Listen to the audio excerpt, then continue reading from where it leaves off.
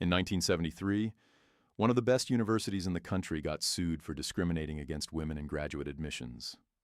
The numbers looked damning. Men got in at 44%, women at 30%. On the surface, that's about as clear-cut a case of bias as you could ask for. And it's exactly the kind of number that makes headlines and ends up in a courtroom. Then someone actually sat down and checked the math, department by department. And in most of those departments, women were getting in at an equal rate to men, or higher. Same university, same year, same applicants. Two completely opposite conclusions, and neither one is a lie. That's not a contradiction, and it's not a coincidence either. It's a real, repeatable statistical trap, and once you understand how it works, you'll start seeing it everywhere, well beyond university admissions. And once you know the mechanism behind it, it stops looking like a paradox at all. It starts looking like something you can catch every time before it fools you. This isn't a one-off glitch, and it isn't some kind of statistical sleight of hand. It's a real, well-documented phenomenon that statisticians run into constantly, called Simpson's paradox, when a trend shows up clearly in a whole data set, but reverses or disappears entirely once you split that same data into its actual subgroups. It sounds like a math trick. It isn't. It happens because of why people end up in each group in the first place, not because anyone manipulated the numbers or cherry-picked the data. And once you learn to spot it, you'll start noticing it everywhere. In health studies, in salary numbers, in sports statistics, in news headlines built entirely around one misleading average. We're going to walk through 4 real, independently documented cases, from a university lawsuit to a pandemic to a baseball stat line.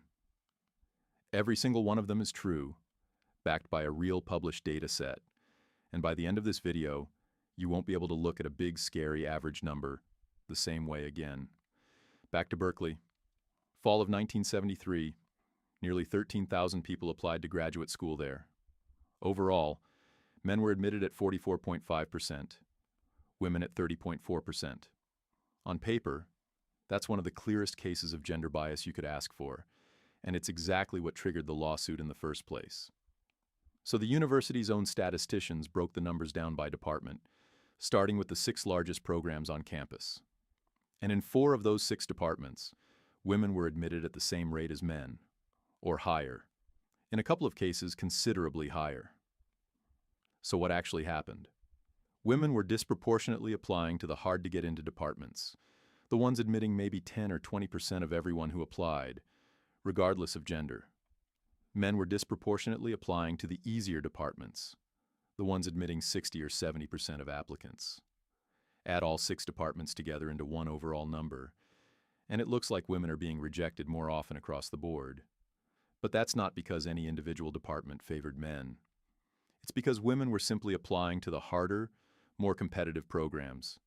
And harder programs reject almost everybody who applies, men and women alike, at a much higher clip than the easy departments ever do. Here's a medical example. A well-known 1986 study compared 2 treatments for kidney stones. Treatment A, open surgery, and treatment B, a newer, less invasive procedure. 700 patients total, split roughly evenly between the two. Look at the overall numbers, and treatment B looks like the clear winner. An 83% success rate, compared to 78% for treatment A.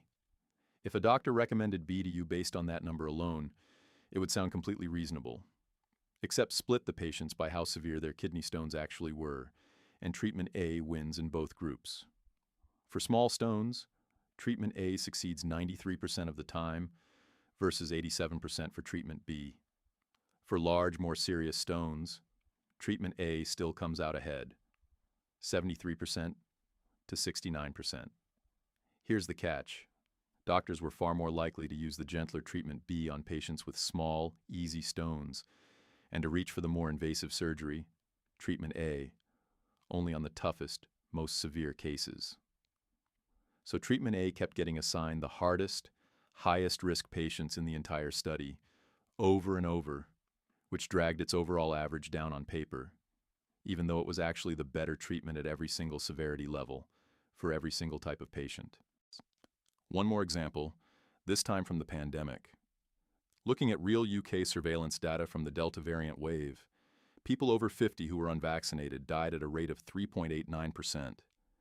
Vaccinated people over 50 died at 1.41%, less than a third of that rate.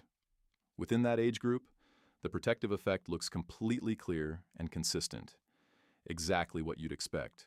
But here's where it gets strange. If you had only looked at the overall numbers, lumping every age group together into one combined figure, vaccinated people actually showed a higher death rate than unvaccinated people. Same underlying data, opposite headline. To be clear, this isn't a statement about vaccine policy either way. Health authorities have always based their recommendations on the age-specific data, not the misleading combined number.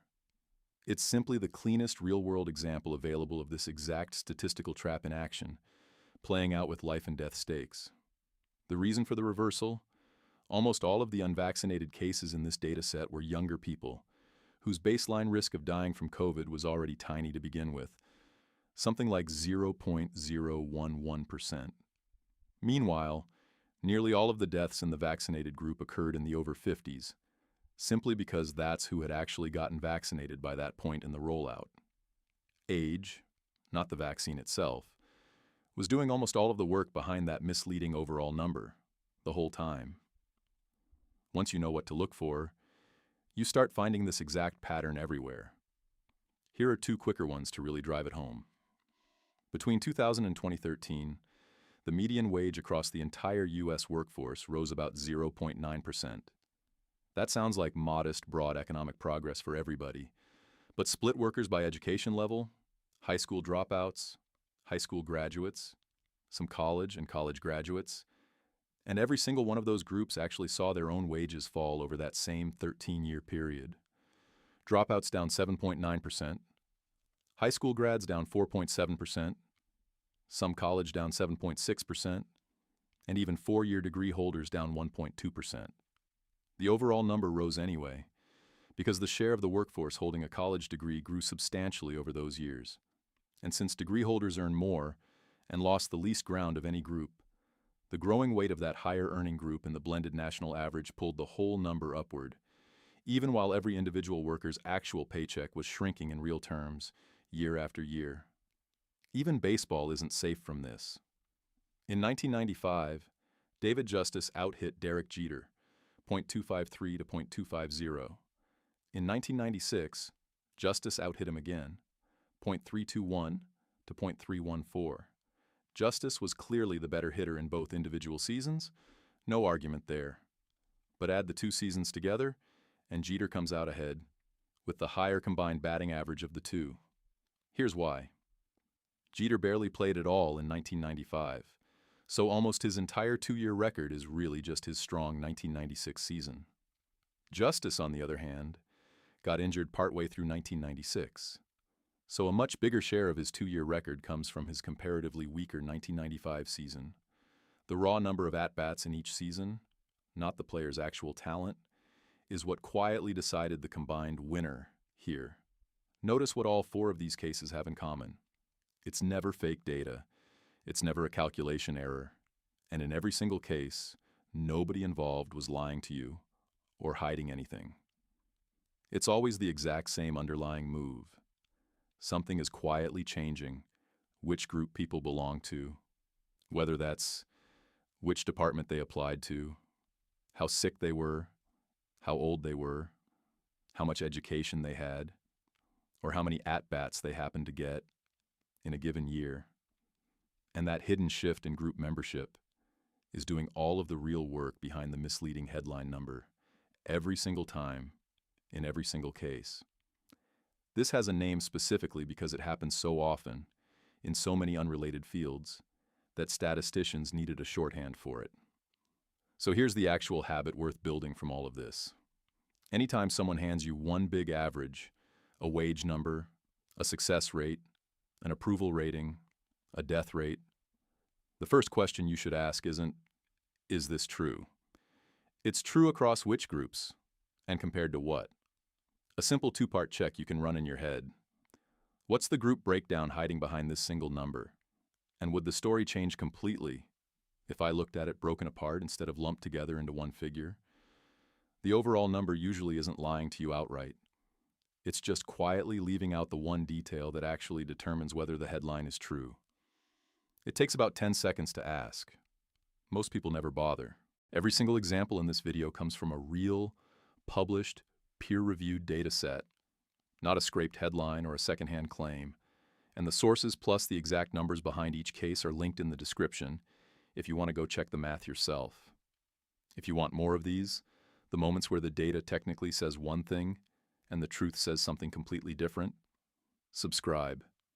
New breakdown every few days, always built on real, checkable numbers.